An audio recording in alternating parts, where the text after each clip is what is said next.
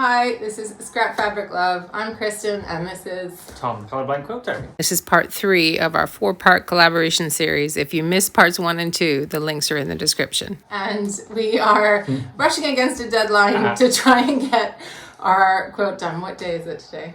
Today is the 10th of July. Yes, Wednesday, and we have to get this down to, so we're in Scotland, we have to get it down to Sussex in England on Monday the 15th. Yes. We thought that's when the final photo was due until like a panicked message to Tom a few days ago on the weekend. We've got our bits made, so our panels and our pieces, and we need to put them together today and quilt it today.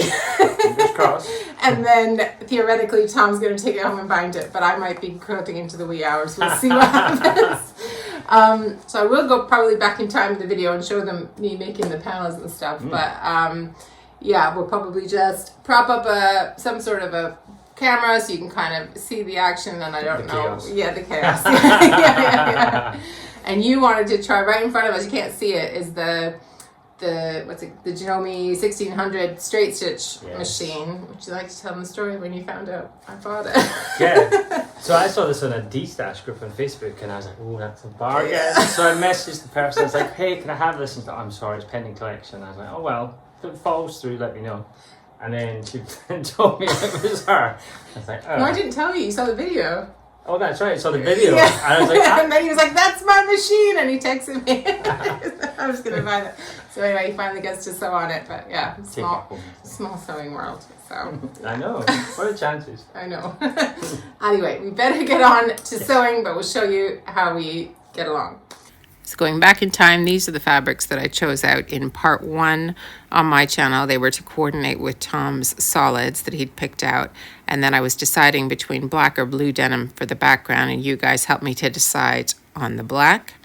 So one of the things I'm doing differently, because I'm working with Tom, not that he asked me to do this or anything, but just because I know he's going to be helping to piece the quilt together, is I'm going to interface the denim. So it's hard to tell, but it's sitting on thin gray one-sided interfacing, like a lightweight, and I'm going to fuse it on with the iron. So this is most of the panels and 8 of the squares, and then I've got another little bit that I need to do with another bit of fusible. So we'll see what difference it makes. I've never tried using it because it just felt like too much of a faff, but I don't want him stressing out when we come to construct it that it's stretching, so I thought I'd try it and see if it helps.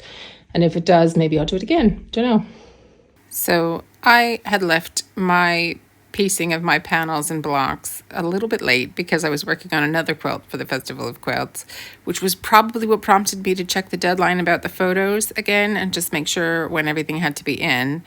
And that's when I realized we had less time than we thought. And yes, you had to send the final photos in by the 15th, but they also had to receive the quilt in person by the 15th, which is slightly different from last year when there was kind of a gap in between the two things.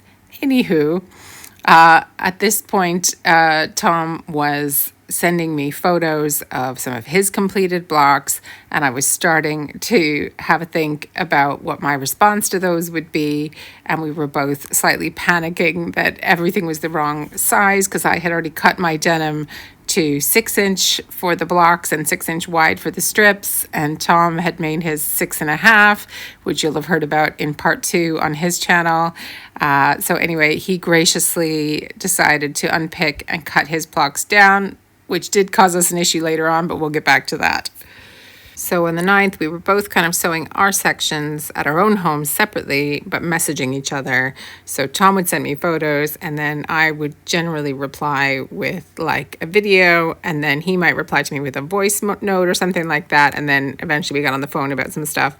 But anyway, I'm going to put in a few of the clips of what I sent Tom about my sections in response to his blocks. My intention was to make my blocks applique, whereas his were pieced. So I put whatever fusible I had on the back of the fabrics I'd chosen and cut out some shapes with my AccuQuilt just to get a start. And I just started responding to his blocks, either putting something in it that to me seemed to echo something he did, or was a softening of something he did, because I was using some curves where he was using mostly sharp edges.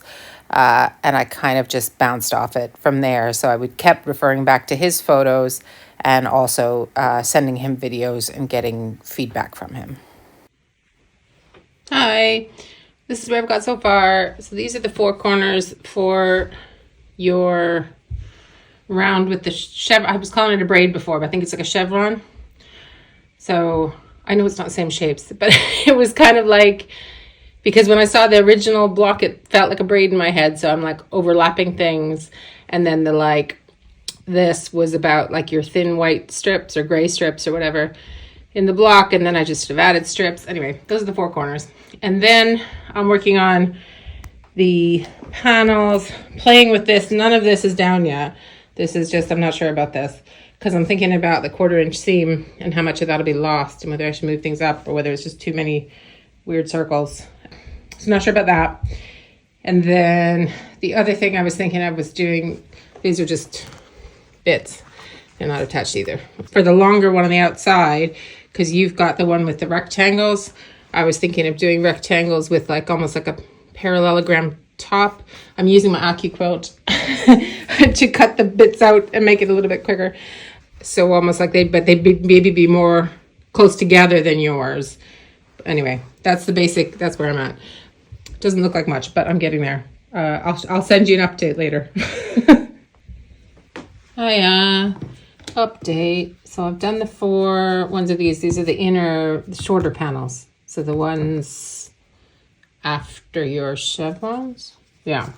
So there's 4. They're all obviously different, but they're all these overlapping circles. They're all the same. And now I'm looking at the long ones that go, and so this is what I'm thinking. This is not now fused down yet. You know how you have the, you know, you've got like a rectangle going here and another one going here. So this is kind of what I'm going with. Is it too similar? I don't know. Let me know thoughts. Also, this is the point where I could do 2 like this and 2 different, but I'm not sure now because when I was looking at those layouts, they didn't have the different squares in the corners like that we're doing where it's like alternating. They had like, it was like a, you know, all the same around and then all the same around, and then it would just be almost like a, not a V, but you know, like an upside down L and a bottom L for the ones that were different. So I'm just wondering whether that would still look good with our corner things or not. So yeah, let me know what you think of this bit, whether that works or not, and whether you think I should do 2 different to this or 4 the same if I'm going with this. Okay, kids are yelling. Speak to you later. Bye. So what I was explaining to Tom in the last video was because I was gonna do 2 long panels that were one design and 2 that were a different design, and we'd seen that in some different medallion quilt examples we'd been looking at together. So that's what I was talking about. But then I sent him this photo, with these shapes as perhaps 2 of the panels, and he thought they looked a bit like planets. So I did decide to change them, and I really did enjoy being able to just riff off of his quilt blocks and respond to them, and then have him respond to what I was doing and say, yeah, that looks cool, or no, it doesn't, or whatever, and be able to move on from there. So I found this bit of the process really fun. Okay, here's another idea. So this is like the scraps I've got left over from everything else put onto, you know, like a fusible thing, and then cut into the circle, and then I could fuse that on there. This isn't attached, obviously. So I could have a bunch of different circles that were more like that. Or separated out, these would be kind of like, some of them have dodgy edges. That's why I was covering them. But I mean, I don't know how much I like them separated. I don't know that I love them like this either. I'm just trying to get something done. I don't hate that, but I don't know whether having a full circle is, whether there's anything else like that in the quilt, or if that's, maybe that's close enough to the, to these ones. I don't know. Let me know what you think about this option. Not really showing you anything. I just wanted to mention something else. The other thing was that, so I'm fusing everything down. I haven't stitched anything down. And I'm thinking now, both in the interest of time and possibly aesthetics, whether we shouldn't just go for straight line quilting fairly close together, and that could stitch it down. What do we think? I can do it, but I could stitch around it all. I just feel like it would Like if I don't stitch around it, yeah, there'll be some raw edges, but there would be anyway. But if I don't, or sorry, if I do, then I would have like stitch lines underneath and then stitch lines on top, however we quilted it. And usually that isn't how I would, if I was going to do an applique quilt, I would usually not construct it like this. I would usually quilt the backing, the whole thing, and then put the applique on top so that that was the prominent thing, you know, it kind of sits above. Do you know what I mean? So if that's not what it's going to be, then I feel like maybe just having the quilting lines would be fine. Thoughts? So after it was too late to be messaging Tom anymore, I finished these scrappy circles that were done with basically the stuff that was left over after I'd cut the other shapes, because I used my AccuQuilt for the circles and sort of cut them in half, and I used parallelograms and cut them in half for some of those rectangle shapes that were on some of those long panels. So I had all the sort of scraps that were left over from that. And I put those all together in order to make these circles, which is what I decided on for 2 of the panels. The video is getting too long for me to show you how I did that, but if you want to see that in another video, just let me know in the comments. Then I finished the final 4 sort of corner blocks that were mine to do. And then the 4 setting corners, or we kept messing up the name of this. I don't know if it's a setting triangle or just a side triangle. Anyway, it's in Tom's video what they were supposed to be called, but this was the one where we messed up with the math a little bit as well. But anyway, I made my corners ready for his center block for him to arrive the next day. So when Tom got there in the morning, I set the kids up with the TV and the Nintendo Switch, and we got to sewing. I started loading the backing and the batting on the long arm ready for us at the end of the day to quilt. And Tom started piecing together the central block and corners. And then we encountered some problems along the way. It's just past 2, Tom. How's it going? Well, we've hit some snafus with our sizes. We're just a little bit out, annoyingly, on some of the seams. So we're having to adjust by adding strips. Okay. And we don't know where we went wrong, do we? No, and it's not like we're masses out. We're like 3/4 of an inch Yeah. to an inch. Yeah. So we're just adding strips and seeing where we end up. Cool. We're nearly there, though.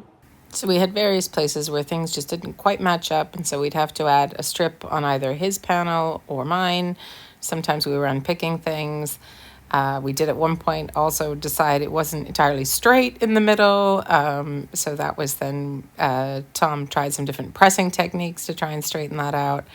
But eventually we did get something together that looked like a quilt. I'm not going to show you the whole quilt in this video, although you have seen big chunks of it at this point. So you can probably get the idea of where we're going with it. But anyway, we eventually did get it pieced together. And by about 5:30, I think it was, on the day, we had it loaded up on the long arm, and I had started to quilt it. And we decided there wasn't any way we were going to get it totally quilted by the time Tom had to leave for an evening meeting he had on the computer. So we decided Tom was going to go home. I was going to finish quilting, and he was going to come back and get it in the morning in order to bind it in time to send it off. So I finished it late that night. Tom came back and got it the next morning, bound it. Then we had some more panicked late night phone calls on the 11th because of how the hanging sleeve was sitting. So we workshopped that over the phone as well. And then Tom got the labels on, and finally we got it shipped off. So it did get in on time, and it is going to hang in the show. So the final reveal of the whole quilt will be over on Tom's channel in the 4th video, when hopefully you're going to see it hanging in the show in Birmingham. So we're both going to be attending the Festival of Quilts.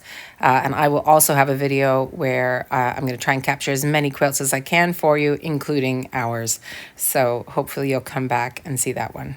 So that's where we got to today. I hope you enjoyed watching the journey. And the next one, you're going to see the whole quilt up in the quilt show, assuming we get it posted in on time. Here's hoping. Yeah, so hopefully see you then. Yeah. I'm going to say... Yeah, and it's been fun. Yeah, and you know where to find Tom at the Colorblind Quilter on Instagram and his channel. Yep. And I'll probably have a link in my email and stuff. So I'll hopefully see you next time. Yeah. Bye.